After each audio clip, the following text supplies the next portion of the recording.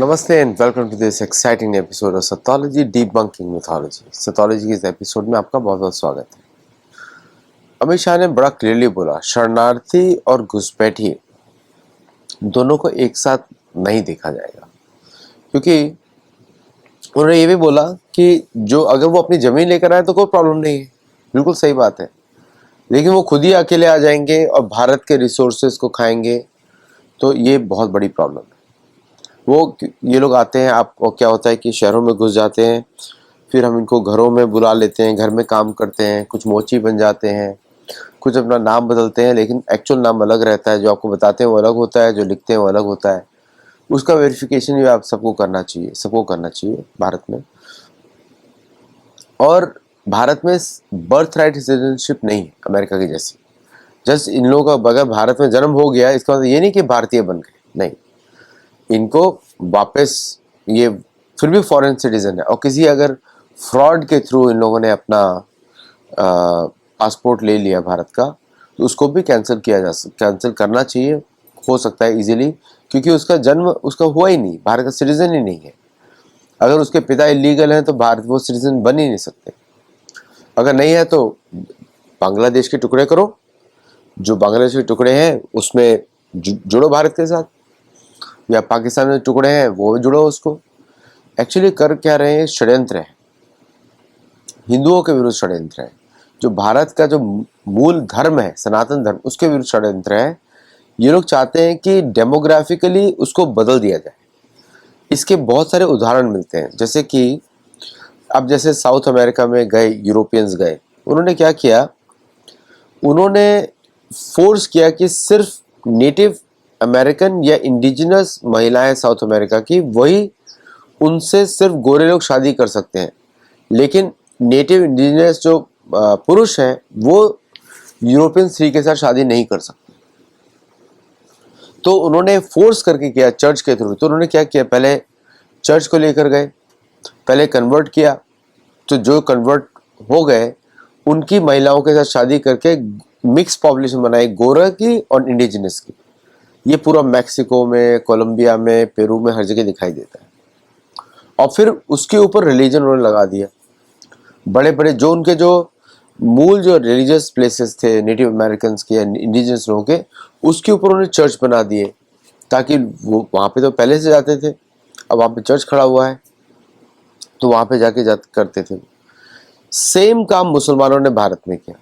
अब हिंदुओं की पॉपुलेशन बहुत बड़ी थी, कन्वर्ट होते नहीं थे इजीली, तो उन्होंने बंगाल में क्या कि अगर मुसलमान ने थूक दिया पानी में तो दूसरा मुसलमान बन जाएगा। इस तरह बंगाल में मुसलमान बनाए गए। पूरा बांग्लादेश का कन्वर्जन ऐसे ही हुआ है, पानी में थूक दिया, उनको बोल दिया अब आप, फिर हिंदू कम्युनिटी बोलती थी अरे तुमने थूका पानी पी लिया, अब से आज से तुम मुसलमान। इस तरह तो कुछ मुसलमान बदले, फिर उसके बाद बनाए गए। फिर उसके बाद उनके ऊपर अत्याचार किए गए, उनके गाँवों को लूटा गया, उनकी महिलाओं के साथ बलात्कार किया गया, हिंदू की महिलाओं के साथ कुकर्म किए गए, फिर उससे कुछ मुसलमान बनाए। तो इस तरह धीरे धीरे बांग्लादेश की पूरी मुसलमान हिंदू पॉपुलेशन को खा गई, ऑलमोस्ट 80%। सेम चीज़ उन्होंने किया पाकिस्तान में। चर्च भी यही करता है, केरल में जगह जगह पे वो बोलता है कि आप आ तो सकते हो लेकिन आप हिंदू वापस नहीं बन सकते, क्योंकि हमारी बुक ये बोलती है। पूरा का पूरा रैकेट है, ये कन्वर्जन रैकेट है, चाहे मस्जिदों से हो चाहे वो चर्च से। अभी अमेरिका को प्रॉब्लम क्यों हो रही है समझ रहे हैं आप? अमेरिका में जो ब्लैक पॉपुलेशन है उसके अंदर सारे मुसलमान लोग अब जाके प्रचार करते हैं, कन्वर्ट कर देते हैं जेल के अंदर। जो बाहर आते हैं बोलते हैं हम मुसलमान हैं, और फिर वो अब उनकी आपस में लड़ाई शुरू हो जाती है, क्योंकि दोनों एक जैसे ही हैं। क्रिश्चियनिज्म और इस्लामिज्म ये दोनों एक जैसे, ये दोनों का स्ट्रैटेजी और टैक्टिक सेम रहता है, और दोनों का काम होता है सत्ता को हथियाना किसी भी तरीके से। और जैसे सत्ता में आते हैं वो सत्ता के तंत्र को यूज करके वापस हिंदुओं को, इंडिजिनस लोगों को, नेटिव लोगों को मारना शुरू कर देते हैं, है ना। जैसे अमेरिका में आजकल क्या हो गया, नया स्कीम आ गया, नेटिव बॉर्न। कोई नेटिव बॉर्न नहीं होता। You are a descendant of illegal settler, you will always stay illegal, क्योंकि आप पहले इलीगल आए थे। हम लोग तो पूरा परमिशन लेकर आए हैं, वीजा के साथ आए हैं, तो हम लोग लीगल है। हमको यूएस गवर्नमेंट वीजा का मतलब होता है इनविटेशन, कि आपको हम दे रहे हैं ताकि आप हमारे लिए हमारे देश में आए। It is not something which you earn. ये जो होस्ट कंट्री है वो इनवाइट करती है वीजा, होस्ट कंट्री इशू करती है वीजा। इसका मतलब ये visa is like an invitation, अगर नहीं है तो नहीं इशू करो वीजा। तो ये जो अमित शाह जी के शब्द हैं बड़े क्लियर है कि भारत में जितना भी जो वोटर धांधली होता है, कांग्रेस और ये सब लेफ्टिस्ट इकोसिस्टम चलता है, वो इलीगल वोटिंग सिस्टम के द्वारा चलता है। मतलब कहीं से ये लोग आधार कार्ड बनवाते हैं, वोटर आईडी बनवाते हैं, फिर मास स्केल में वोट करते हैं। तो अगर इनका एक्चुअल बैकग्राउंड चेक किया जाए, बांग्लादेशी, रोहिंग्या, पाकिस्तानी 8 लाख रहते हैं भारत में, वोट भी करते हैं। और अगर किसी भारतीय महिला की शादी पाकिस्तानी आदमी के साथ होती है तो पाकिस्तानी आदमी के साथ रहना चाहिए उसको, नहीं करते वो। उसके बच्चे यहीं पे बड़े होते हैं, स्टेट के ऊपर डिपेंडेंट। जहां भी दुनिया में मुस्लिम पॉपुलेशन है वो सारी वेलफेयर स्टेट पे डिपेंडेंट रहती है, और उनके देशों से भागते हैं नॉन उधर बेनिफिट्स लेने के लिए, बोलते हैं जीना है, लाइफ है। नहीं भाई, अपने देश में रहो। जहाँ भी तुमको इस्लामिक देश मिलता है, दूसरे जाके वही चीज़ शुरू कर देते हैं। जैसे कि अमेरिका में सोशल जो फ्रॉड है, वेलफेयर फ्रॉड है, वो 198 बिलियन डॉलर्स है अप्रॉक्सीमेटली। मैंने सारा कैलकुलेट किया, 198 बिलियन डॉलर्स। इतना पैसा वेलफेयर में लोग खा जाते हैं। और ये तो कंजर्वेटिव नंबर, मतलब ये तो बहुत ही, मैं बता रहा हूँ, बेयर मिनिमम। मुझे उसका एडिशनल मालूम नहीं है कि व्हाट दे क्लेम। मतलब अमेरिका में तो क्या करते हैं ये लोग, ये आते हैं किसी वेस्ट एशिया इस्लामिक कंट्री से आते हैं और मस्जिद में एक शादी करते हैं, वो मस्जिद के हिसाब से होती है, फिर एक लीगल शादी करते हैं।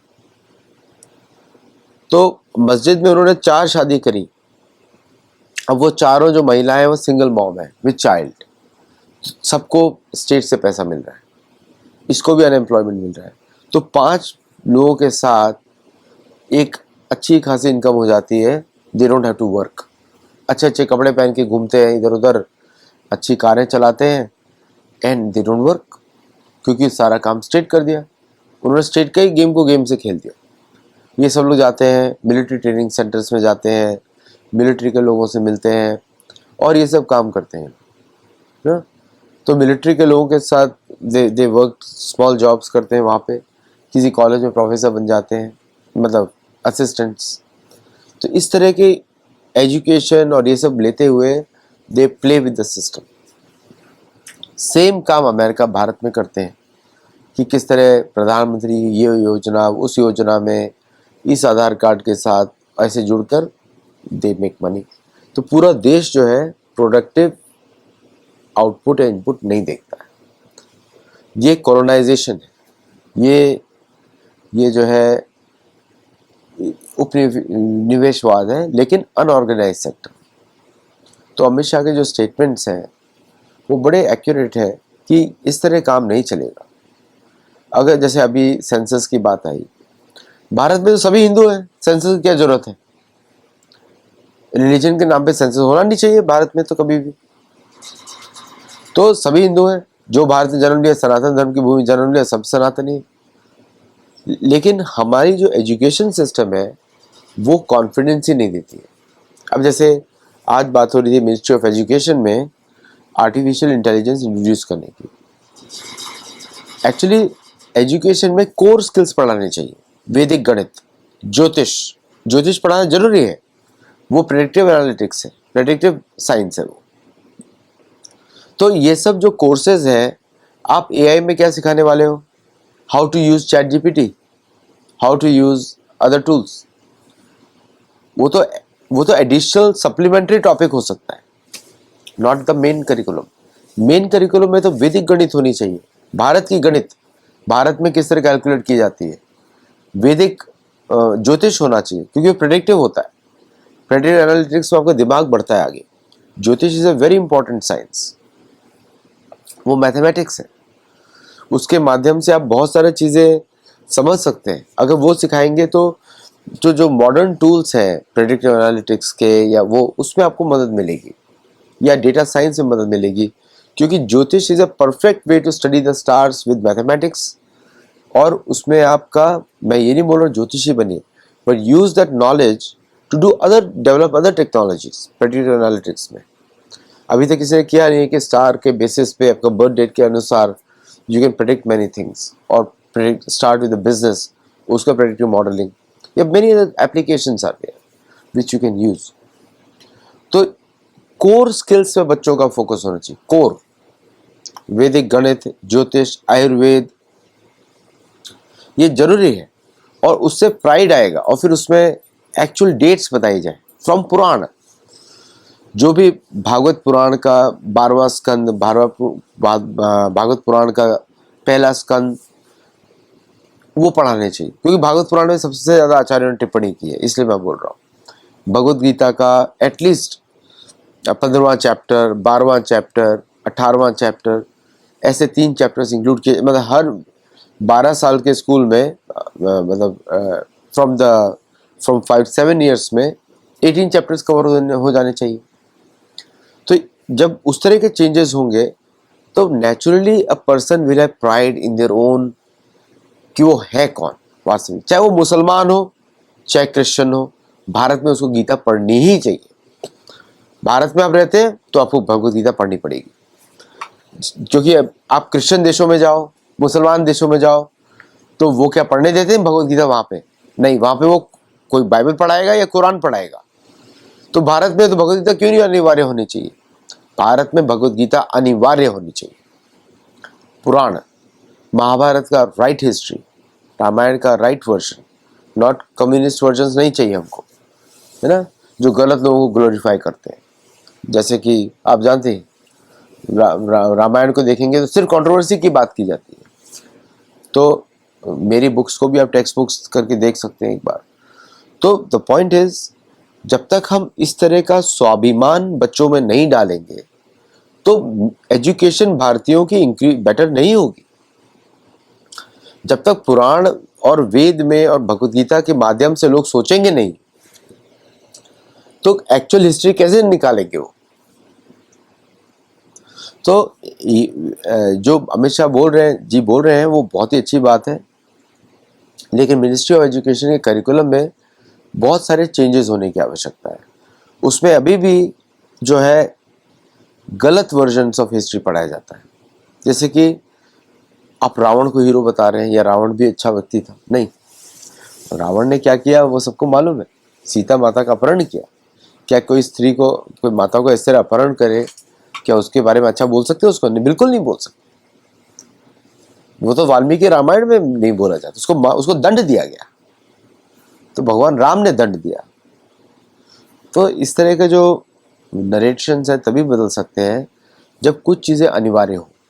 अगर आप भारत में हैं तो गीता अनिवार्य है, चाहे आप क्रिश्चियन हो, चाहे मुसलमान हो, चाहे कैथोलिक हो, चाहे ज्यू हो, डजेंट मैटर, कोई भी हो, गीता पढ़नी ही पड़ेगी। वैदिक गणित सीखनी ही पड़ेगी, पुराणों को सीखना ही पड़ेगा। और अगर आप सनातन धर्म को या वेदों को आप अपशब्द बोलते हैं तो आपको स्कूल कॉलेज से निकाल देना चाहिए।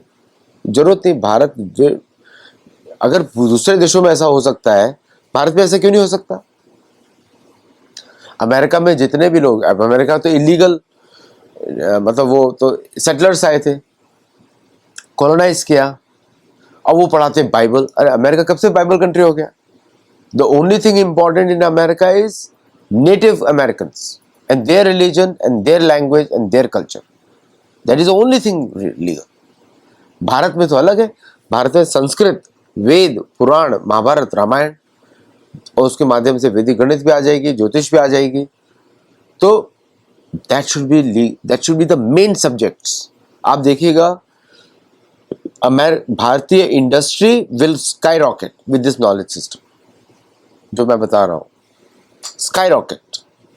क्योंकि आपको अपनी आइडेंटिटी पे प्राइड होगा, है ना। हम लोग अमेरिका में रहते हैं, पढ़ाते हैं गुरुकुल में, तो लोग मुझसे पूछते हैं कि भाई आप, मैंने बोला हमारी, वो तो आपकी बाइबल है कुछ? बोलता हमारी बाइबल एक ही है, भगवत गीता। बाइबल का अर्थ होता है रेफरेंसेबल बुक इन लैटिन। उसका सिर्फ वर्ड बाइबल का अर्थ होता है रेफरेंसेबल बुक।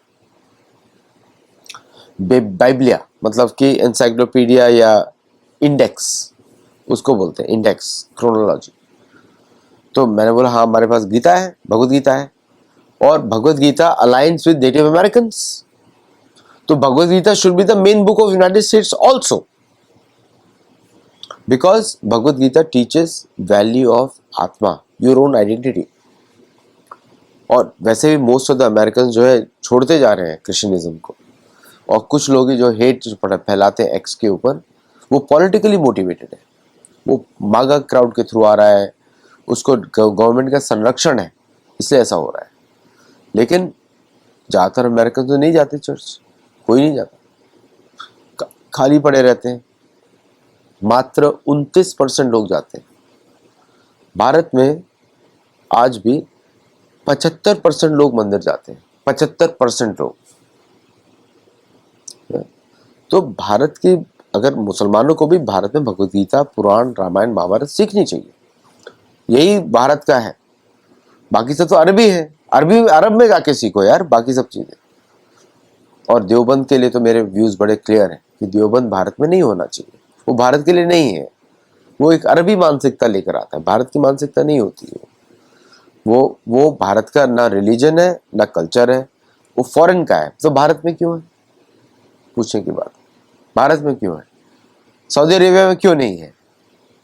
देवबंद तो सऊदी अरेबिया में होना चाहिए, भारत में क्यों है? बरेलवी सऊदी अरेबिया में होना चाहिए, भारत में क्यों है? ये सब प्रश्न है, इंपॉर्टेंट प्रश्न है।